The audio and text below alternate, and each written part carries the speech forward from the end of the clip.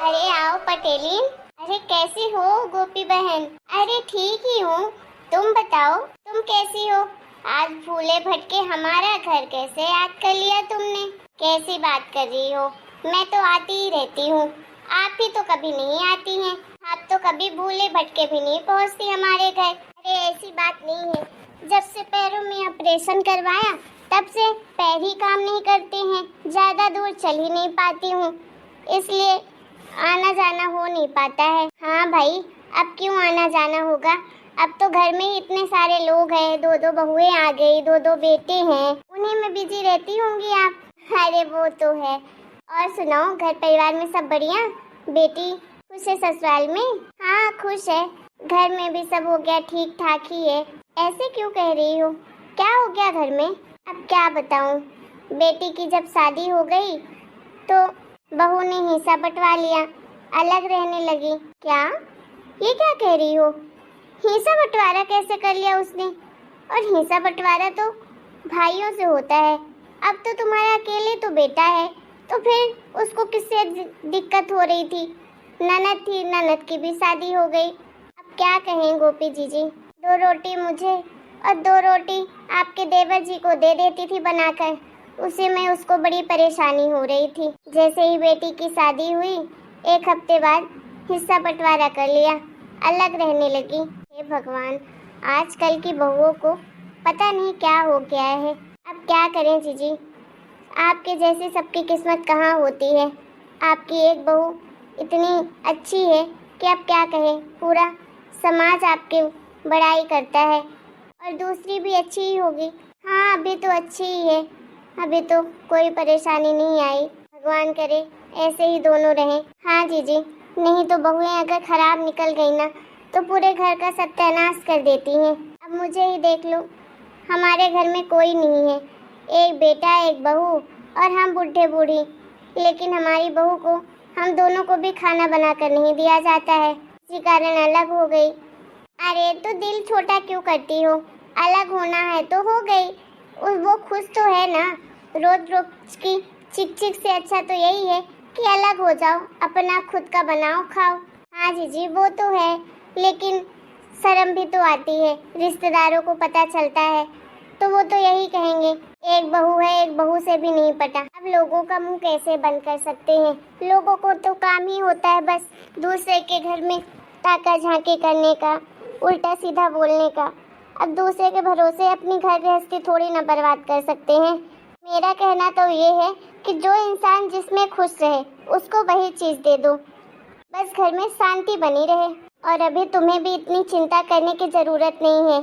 तुम्हारे हिस्से में भी खेत पात है, अपना मजदूरों से करवाओ। जरूरत थोड़ी ना है कि खुद से करो। अब उम्र नहीं रही, तुम्हारे खाने पीने के लिए तो बहुत है। और बच्चा दो वक्त का खाना बनाने का तो धीरे धीरे बना लिया करो अपने लिए, जो मन करे खाना है बस। और खुश रहो, और क्या चाहिए। इस उम्र में तो बस मन को शांति चाहिए। ये बात भी बिल्कुल सही कह रहे हो गोपी जी। अरे बातों बातों में तो मैं भूल ही गई, चाय तक को नहीं पूछा। रुको चाय नाश्ता मंगाती हूँ। काजल, ओ काजल। क्या हुआ मम्मी जी? जब देखो आप मुझे ही आवाज लगाती रहती हैं। कभी तो रीना दीदी को भी बुला लिया करिए। अरे काजल बहू, ये देखो कौन आया है। कौन है? जब देखो कोई ना कोई आता ही तो रहता है। आप भी ना मम्मी जी, पता नहीं कितनी सारी सहेली बनाकर रखी हैं। पूरी मोहल्ले की औरतें आपकी सहेली हैं क्या? जितनी भी आपकी उम्र की हैं। फिर से मुझे नाश्ता पानी बनाने के लिए बुला लिया है क्या? मैं पहले ही बता देती हूँ, आप मुझसे ना चाय बनाने के लिए कहिएगा और ना ही नाश्ता देने के लिए। मैं वैसे भी खाना बनाकर बहुत ज़्यादा थक गई हूँ। मैं जा रही हूँ अपने कमरे में आराम करने के लिए। अगर कुछ चाहिए तो बोल दीजिए बड़ी दीदी को, रीना दीदी दे देंगी। आपको तो लगता है हर वक्त मैं ही दिखाई देती हूँ। अरे बेटा, 2 कप चाय बना कर ले आओ और नाश्ता लेकर आओ, फिर चले जाना अपने कमरे में आराम करने के लिए। रीना बहू चिंटू को पढ़ा रही है कमरे में, उसकी कल एग्जाम है, उसको डिस्टर्ब ना करो। तुम जल्दी से फटाफट बना लाओ चाय। माँ जी देखिए, मैंने जो कहना था मैंने साफ साफ कह दिया। अब आपको जो सुनना है, जो करना है वो करिए। मैं तो नहीं बनाने वाली हूँ चाय। आपका बस चले तो मुझे 24 घंटे पुतले की तरह किचन में ही लटका दे। अरे कोई बात नहीं गोपी जीजी, रहने दीजिए, नहीं पीनी चाय मुझे। आंटी जी जब मना कर रही हैं कि उन्हें चाय नहीं पीनी, तो फिर जबरदस्ती आप क्यों बनवा रही हैं चाय? वैसे तो मुझे कोई चीज में मंगा लूँ तो आप बोलती हैं बड़ा खर्चा करती है, बड़ा पैसा उड़ाती है। अब बार बार चाय बनवाएंगी, नाश्ता दिलवाएंगी, तो पैसे खत्म नहीं होते हैं क्या? सिर्फ मैं जब यूज करती हूँ कोई चीज तभी आपको पैसे की याद आती है। काजल, बहुत हो गई तुम्हारी बदतमीजी। कुछ बोल नहीं रही हूँ, कब से बड़ा बड़ा क्रिएट किए जा रही हो। हाँ, किसके सामने क्या बोलना चाहिए क्या नहीं बोलना चाहिए, इस चीज की तमीज नहीं है क्या तुम्हें? जितना बोला है उतना करो, समझी ना? भूलो मत, इस घर की मालकिन हूँ मैं। खुद की सहेलियाँ आ जाए तो तरह तरह के पकवान बनाओगी, तो आपकी भी आई है सहेली तो आप बना लो ना, मुझे क्यों बोलती हो बार बार? तो तुम क्या करोगी? आरती उतारू तुम्हारी? घर में रहोगी तो काम करना पड़ेगा, समझी ना? चुपचाप से जाओ किचन में, 2 कप चाय और नाश्ता बना के ले आओ। पटर पटर जुबान चलने लगी है, तमीज नहीं है क्या बोलना चाहिए क्या नहीं बोलना चाहिए। हाँ हाँ, बस मैं ही तो दिखाई देती हूँ आपको। आपको अगर चिल्लाना भी है तो मुझे ही चिल्लाओगी, काम भी करवाना है तो मुझे ही से ही काम करवाओगी। एक काम क्यों नहीं करती हैं? काजल दीदी की मूर्ति बनवा लीजिए, उन्हीं की सुबह शाम आरती करिए। तुम्हें बताने की जरूरत नहीं है कि मुझे क्या करना है क्या नहीं करना है। चुपचाप से किचन में जाओ। अभी लगाती हूँ तुम्हारी माँ को फोन। आप क्या मुझे धमकी दे रही हैं? मेरी माँ को फोन लगाएंगी तो क्या मेरी माँ आपकी आरती उतारेगी? उल्टा आपको ही सुनाएगी कि उनकी बेटी से इतना काम करवाती हैं। काजल बहू, मुझे बहुत गुस्सा आ रहा है। चपड़ चपड़ मत करो, चुपचाप से किचन में जाओ और चाय बना कर ले आओ।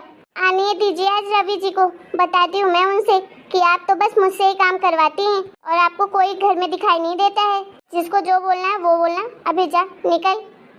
इस बुढ़िया को जब देखो मुझे ही काम के लिए बोलती रहती है। एक बार मैं रवि जी की परमानेंट नौकरी हो जाए ना, फिर तो इस घर में मैं रहूंगी ही नहीं। मैं तो अलग से रहूंगी अपने रवि जी के साथ। बस दिमाग खराब करके रख देती हैं गोपी जी। मुझे तो लगा कि सिर्फ मेरी बहू ऐसी है, आपकी बहू तो 2 कदम आगे ही है मेरी बहू से भी। क्या करें, इस उम्र में बस यही देखना बाकी है। अब जैसी भी है तो हमारी बहू ही, झेलना तो पड़ेगा ही।